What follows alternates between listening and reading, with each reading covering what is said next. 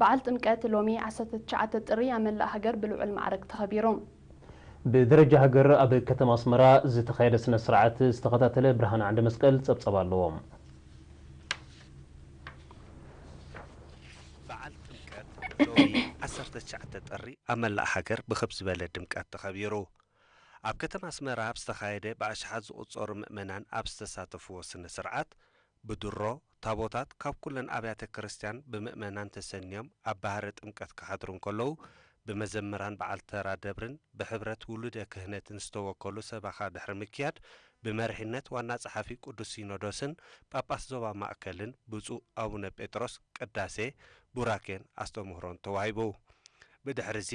ጸሎተ ማህሌት ክበጽሕ ምስ ሓደረ ሎሚ ንኮ ብመርሒነት ብፁእ ኣቡነ ጴጥሮስን ሊቃውንትን ኣብ ዙርያ ባህረ ጥምቀት ቅዳሴን ጸሎተ ወንጌልን ዓሪጉ